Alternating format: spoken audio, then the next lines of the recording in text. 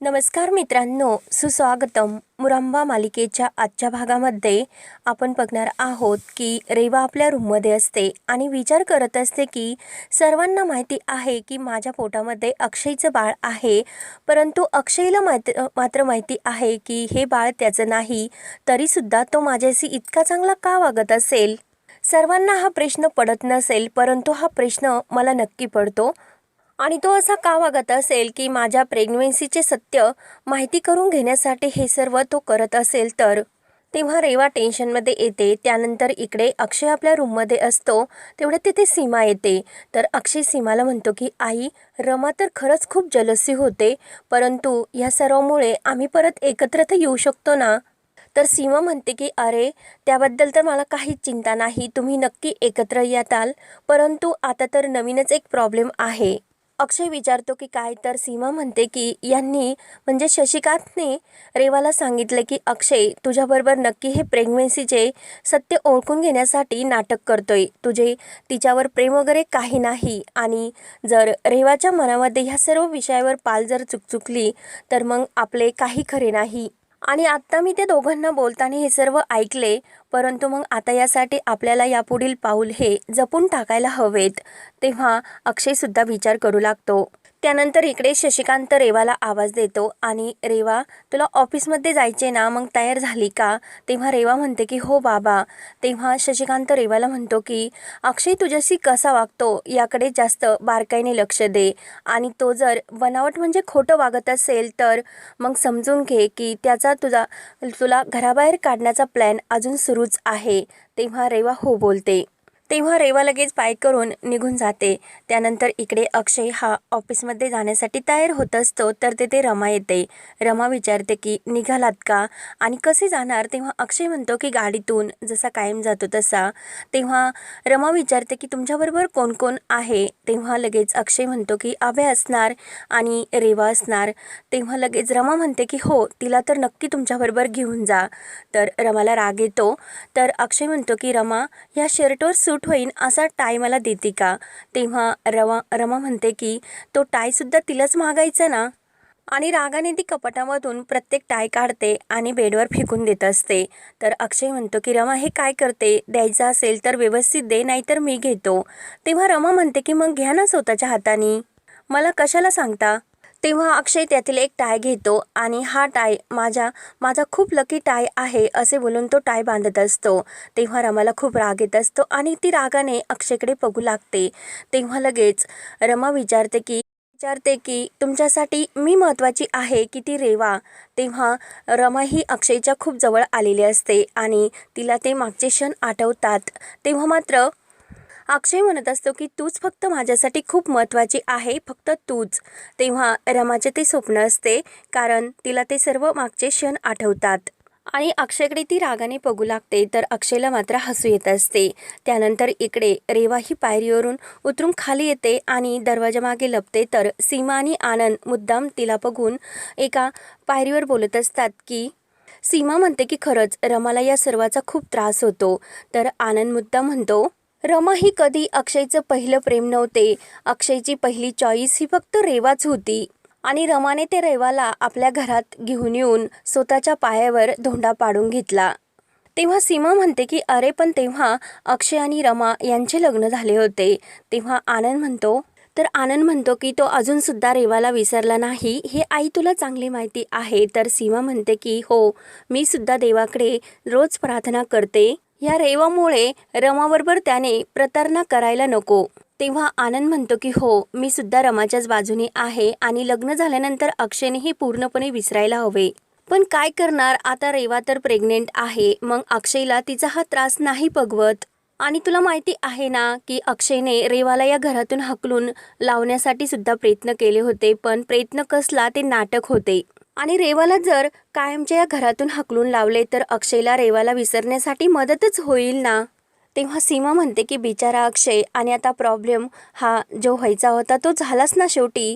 तेव्हा आनंद म्हणतो की आपल्यालाच त्या रेवाची अवस्था बघून इतका त्रास होतो, मग अक्षयची काय अवस्था होत असणार. तो तर खरंच रेवाबद्दल तो खरंच खूप इमोशनल आहे आणि काय खरं काय खोटं खरंच आई मला काही समजत नाही. रेवा मात्र हे सर्व ऐकत असते आणि तिला ऐकण्यासाठीच आनंद आणि सीमा हे सर्व बोलत असतात. त्यावर सीमा म्हणते की नाही, माझा अक्षयवर पूर्ण विश्वास आहे, तो त्याला याबद्दल काहीच वाटणार नाही. तेव्हा आनंद म्हणतो की कसे आहे आई, आमच्या जवळची एखादी प्रिय मुलगी असेल तर तिला जर त्रास होत असेल तर आमचे सुद्धा मन हे खूप पाघळते आणि अक्षयच्या बाबतीत सुद्धा आता तसेच घडते. त्यामुळे आई तू जरा रमाचा विचार थोडा वेळ बाजूला ठेव. तेव्हा मात्र हे सर्व ऐकून रेवा खुश होते आणि ती मनात म्हणते की यांना वाटते की यांचे हे सिक्रेट बोलणे कोणीच ऐकत नाही, परंतु मला सर्व हे ऐकू आले आणि खरंच अक्षयचं माझ्यावरच प्रेम आहे, म्हणून ती आणखीनच खुश होते. त्यावर लगेच आनंद म्हणतो की आई आपण कुठे पण काय बोलतो आणि हे जर सर्व बोलणे रेवाने ऐकले तर काय होणार. सीमा म्हणते की हो, ह्या गोष्टी चार भिंतीच्या आतच बोलायला हव्यात, परंतु रेवाच्या पोटामध्ये ज्याचं कुणाचं बाळ आहे त्या रेवाने त्याच्याकडे जावे, चांगला संसार करावे, त्याच्याबरोबर सुखात राहावे, म्हणजे आपल्या अक्षयला होणारा त्रास हा कमी होईल आणि त्याच्या मनातील रेवाचे ते भूत आहे ते निघून जाईल. रेवाला मात्र सीमाचा राग येतो. तेव्हा सीमा आणि आनंद हे म्हणतात की आपण निघून जाऊयात, म्हणून ते गुपचूप हे रेवाजवळून निघून जातात. तर रेवा लगेच डान्स करण्यासाठी लागते आणि खरंच मी सर्व काही ऐकले म्हणून खूप खुश होते. त्यावर रेवा ही डायनिंग टेबलवर ही पोहे खात असते. तेवढ्यात अक्षय तयार होऊन येतो आणि रेवा अजून पोहे देऊ का असे विचारतो. तेव्हा रेवा म्हणते की नाही मी घेईल. तेव्हा अक्षय म्हणतो की कशाला उठते, तुला उगाच त्रास होईल. तेवढ्यात रमासुद्धा आतमधून येते आणि अक्षयला म्हणते की आज मी डोसे बनवले. तर अक्षय खुश होतो.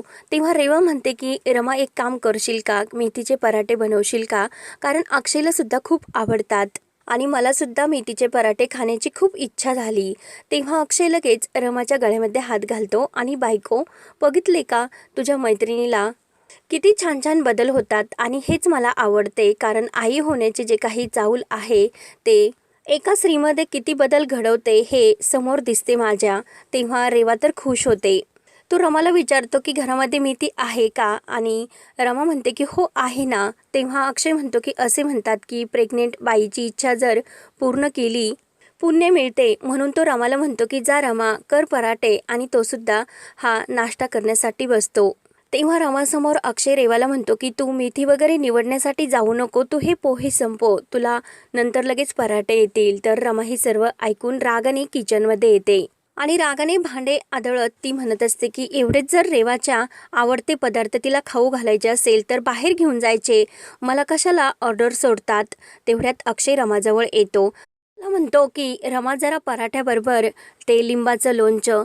तेव्हा रमा आपल्या हातामध्ये सुरी घेऊन अक्षयकडे ती दाखवत म्हणते की काय आणि आहे का लिंबाचं लोणचं. तेव्हा रमा म्हणते मागच्या वेळेचं थोडंसं शिल्लक आहे, ते दिले तर चालेल का, का नवीन करू, आणि नवीन करायचे म्हटले तर वेळ लागणार आणि तुम्हाला तर ऑफिसमध्ये जायचे, आणि तुम्ही एक काम करा की तुम्हाला काय आवडते, रेवाला काय आवडते त्याची एक लिस्ट बनवा आणि मला ती तयार करून द्या, म्हणजे मी तुम्हाला जे लागेल ते तयार करून देते आणि तुमच्या पायाशी आणून ठेवते. तेव्हा अक्षय म्हणतो की अगं पायाशी कशाला, पायाशी कसे खाणार आम्ही, तू एक काम कर टेबलावर सर्व काही आणून ठेव, मग आम्ही दोघं घेतो आणि खातो. तेव्हा रमा खूप रागाने अक्षयकडे बघू लागते. तर अक्षय म्हणतो की काय झाले रमा, वातावरण काही तापले का की काय.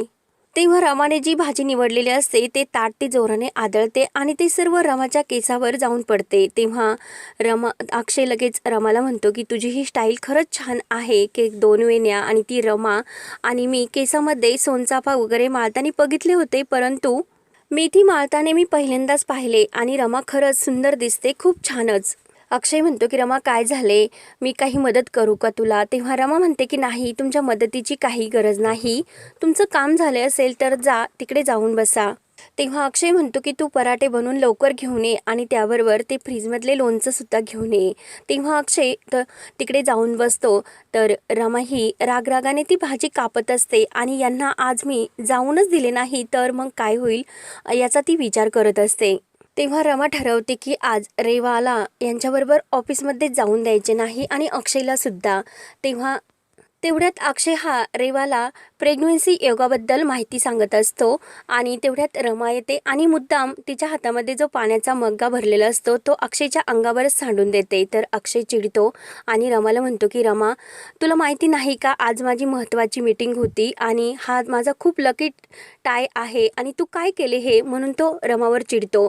रमा म्हणते की चिडू नका, इकडे द्या, मी व्यवस्थित तो धुते आणि लगेच तुम्हाला परत आणून देते, तोपर्यंत तुम्ही चेंज करून या। अक्षय रूममध्ये जातो तर रमा मनात म्हणत असते की उशीर तर आता हा झालेलाच आहे आणि हा टाय मी तुम्हाला लवकर आणून देणारच नाही।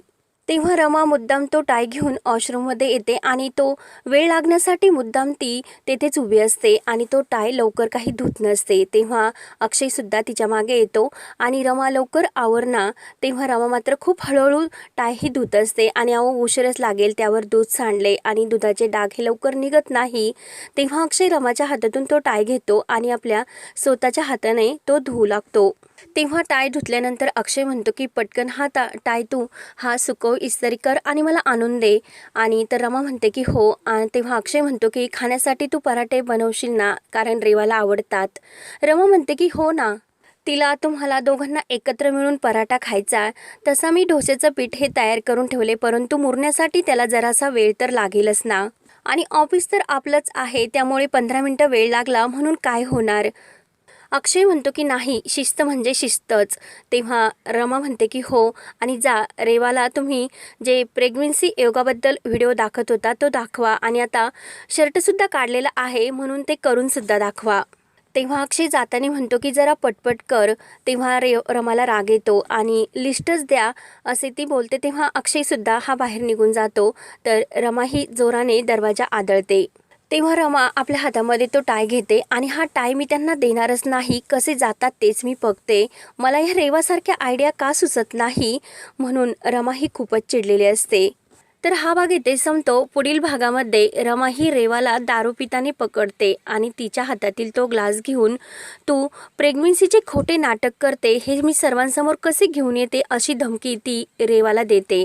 तेव्हा आता पुढे काय काय होत राहणार हे पाहण्यासाठी आपल्या चॅनलला नक्की सबस्क्राईब करत राहा। धन्यवाद।